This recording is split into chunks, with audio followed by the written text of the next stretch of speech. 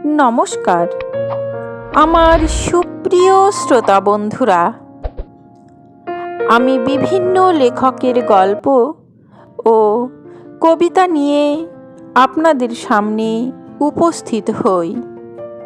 যদি আমার গল্প বা কবিতা পাঠ আপনাদের ভালো লেগে থাকে তাহলে চ্যানেলটি সাবস্ক্রাইব করে পাশে থাকবেন। আমার আজকের গল্প টান, কলমে সরজিৎ ঘোষ। শুনতে থাকুন। প্রায় 6 মাস পর অহনা বাপের বাড়িতে এসেছে ছেলেকে নিয়ে। অহনার ছেলের বয়স 5 বছর। বাপের বাড়ি কলকাতা হলেও অহনার বিয়ে হয়েছে মেদিনীপুরের কাছাকাছি একটা গ্রামে। একমাত্র মেয়ের বিয়ে দিয়ে মেয়েকে নিজের কাছেই রাখতে চেয়েছিলেন সুলতা, অর্থাৎ অহনার মা। কিন্তু সেই ইচ্ছে আর পূরণ হয়নি। একটা আক্ষেপ থেকেই গেছে সুলতার। অহনার বিয়ে হয়েছে 7 বছর হতে চলল। ব্যাংকে চাকরি করা ভালো ছেলে। মেদিনীপুরে বাড়ি বলে সুলতার প্রথম থেকেই আপত্তি ছিল। তবে অহনার বাবা মণিশঙ্করবাবু বলেছিলেন, সব সময় নিজের পছন্দ মতো সব কিছু হয় না সুলতা। অপ্রতিম ছেলে হিসেবে তো খারাপ নয়। একজন ভালো পাত্র পেয়েছি, সে যেখানেই বাড়ি হোক না, সেটা দেখে আমাদের কাজ নেই। তাছাড়া মেদিনীপুর তো খুব দূরে না, কলকাতা থেকে 3.5 ঘন্টার রাস্তা মাত্র।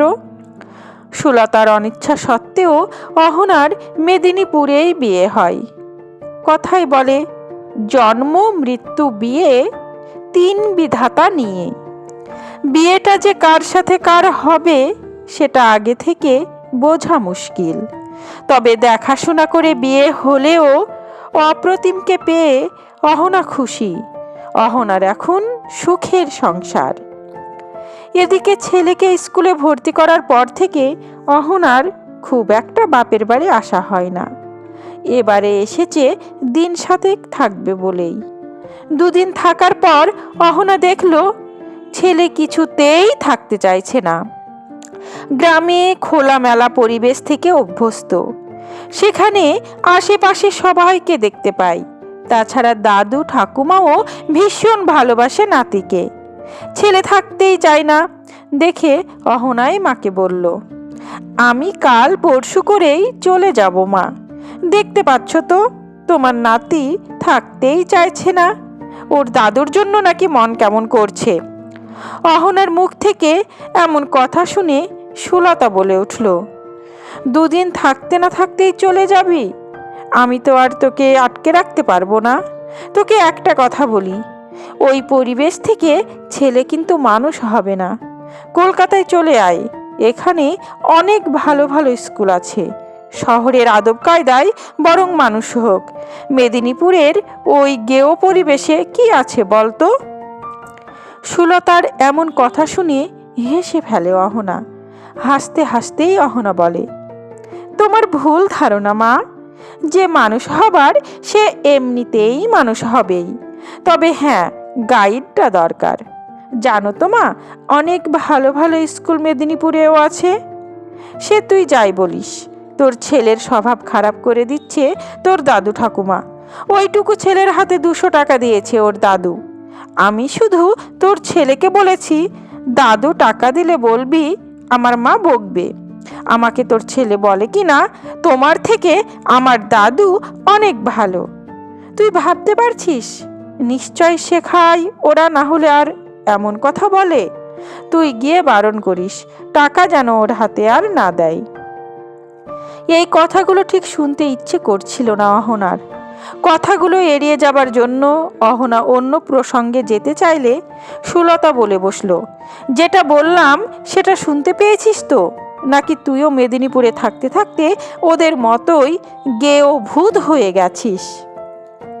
অহনা ভেবেছিল মায়ের এই ধরনের কথার উত্তর দেবেই না, কিন্তু চুপ করে থেকে সবটুকু আবার মেনে নেওয়াও যায় না। শেষমেশ অহনা মুখ খুলতে বাধ্য হলো।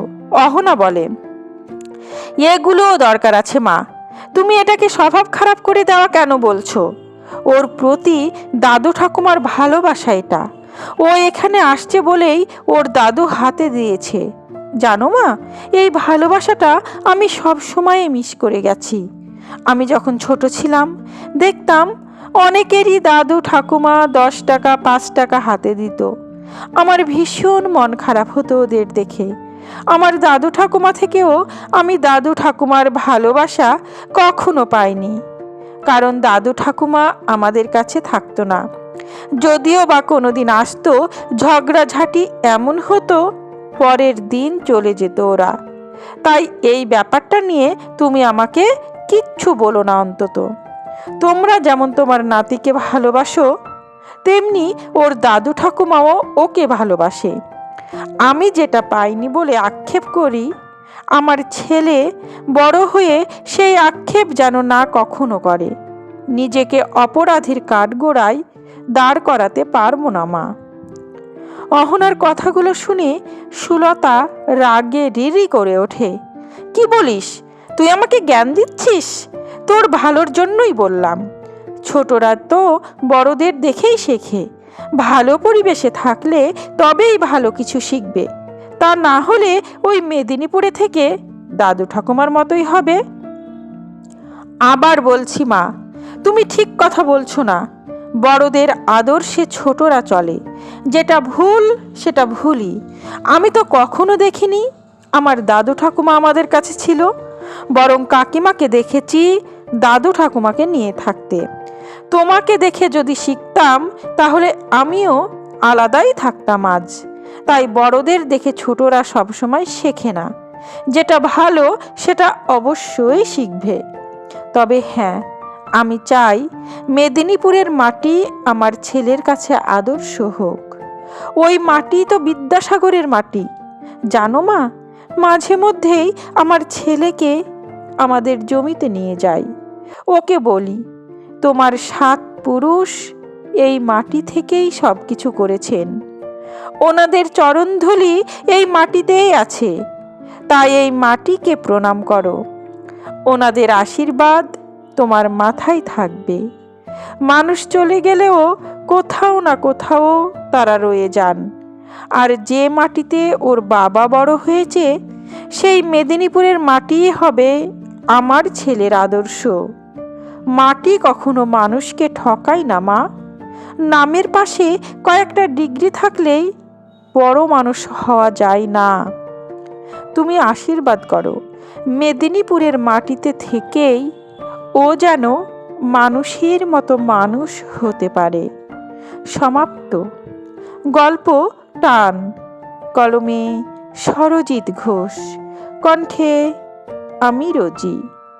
বড়দের প্রণাম ও ছোটদের ভালোবাসা জানিয়ে আজকের মতো বিদায় নিলাম।